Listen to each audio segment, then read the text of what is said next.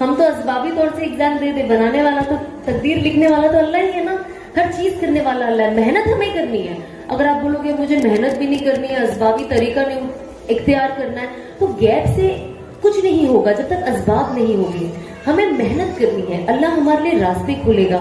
तो हम ये देखते हैं माँ बाप जितने बच्चों को लेकर उनके एग्जाम्स के लिए स्पेशली सुबह में दूध ला के देते, बॉर्नवीटा बना के देते, पता नहीं क्या क्या करके देते, बादाम पिस्ते का जूस बना के देते कि मेरा बच्चा और पढ़े। और ये एक्साइटमेंट कभी उस बच्चे को सुबह फजर में उठाने की नहीं होती कि मेरा बच्चा अगर ये नमाज नहीं पढ़ेगा तो ये जहन्नम में जाने वाला है, इसके लिए इसके अजाब क्या है। एक माँ को ये फिक्र क्यों नहीं है अपने बच्चे के लिए। वहीं अगर यहाँ पे आई थिंक किसी का बेबी खड़ा हो, माँ दूर से देखकर मैंने देखा भागते हुए आ जाती है कि इस सीढ़ी से ना गिर जाए, उसे चोट ना आ जाए, खराश ना आ जाए, कितनी फिक्र होती है। लेकिन आखिरत की फिक्र हमें नहीं है and that is really sad, क्योंकि हर चीज घर से ही शुरू होती है। घर, ये मैंने रियलाइज किया है कि घर पे स्ट्रिक्ट होना बहुत जरूरी है। हम कहते हैं ना नहीं कैसे स्ट्रिक्ट रहेंगे, बच्चे वो हो, नहीं, आपको रहना पड़ेगा एटलीस्ट जहां पे आपके बच्चों की आखिरत का सवाल है। तो जब मैं बिग बॉस के बाहर आई, ऐसा हुआ कि पहले भी मैं कमाती थी, लेकिन कभी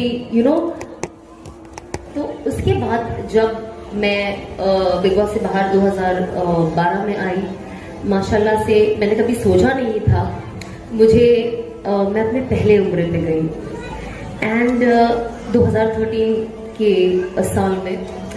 एंड जब आप जाते हो तो क्या होता है ना, एक्साइटमेंट होती है, अरे ये करना है, कभी देखा नहीं है, कभी देखा नहीं है।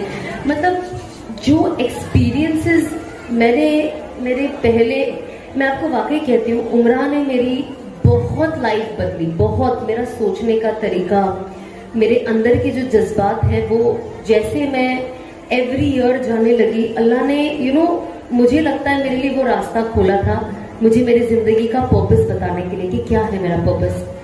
जब मैं 2013 में गई तो मेरा इरादा था ठीक है उम्रा जाते हैं, मुझे भी अपॉर्चुनिटी मिली है, लेट्स गो। और कुछ भी नहीं पता था क्या करना है, जाके कैसे करना है, सब वहां जाके पता चला कि कैसे उम्रा करते, क्या कुछ भी नहीं पता था। बस ऐसे ही सब हम फैमिली के साथ चले गए।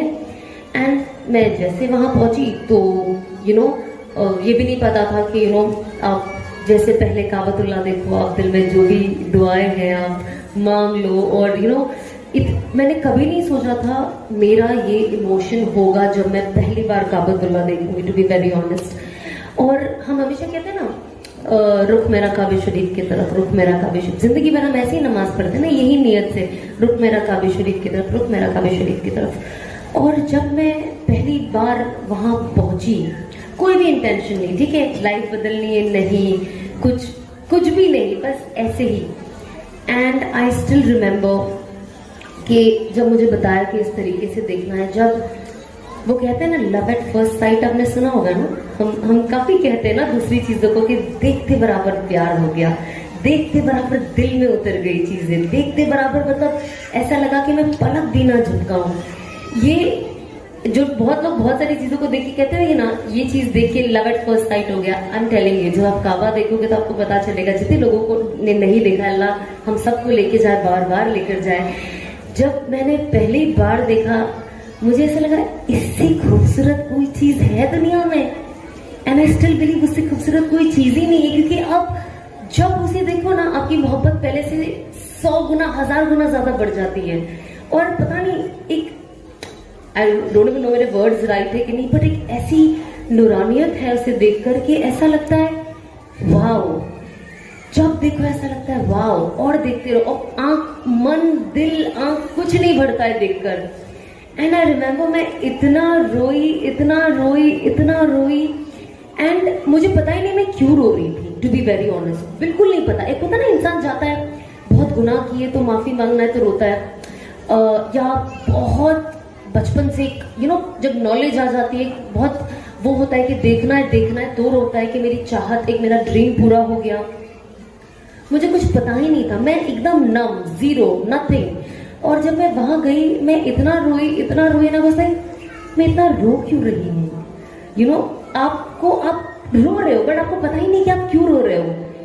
एंड मैं लोगों से जब वहां मिलते गई, मैंने तभी, कहते ना, पर्सनली तालीम हासिल करना मैंने तब से शुरू किया, लोगों से पूछना अच्छा ये क्या होता है। मैं किसी ना किसी को वहाँ पे लोकल जो हमारे ग्रुप में होती थी, लेडीज भी होती थी, उनको मैं पूछती थी कि आप मुझे कुछ स्टोरी बताओ कि यहाँ क्या होता था, क्योंकि मुझे नहीं पता मैं किससे पूछूं और मुझे नहीं पता मैं क्या पूछूं, क्योंकि मुझे कुछ क्वेश्चन ही नहीं है।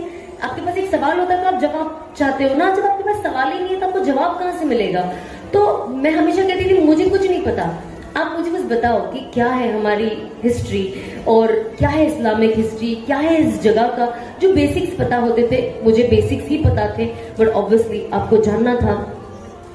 तो जब मैंने पहली नमाज वहां पढ़ी, आप यकीन नहीं मानोगे क्योंकि किसी से नॉलेज ही नहीं ना, तो जैसे मैंने अल्लाह अकबर करने से पहले मैं अंदर ही अंदर सोच रही हूँ, नियत तो बांध ली है। मैं सोच रही हूँ, मैं घर पे तो कहती थी रुख मेरा काबे शरीफ की तरफ, बट अभी मैं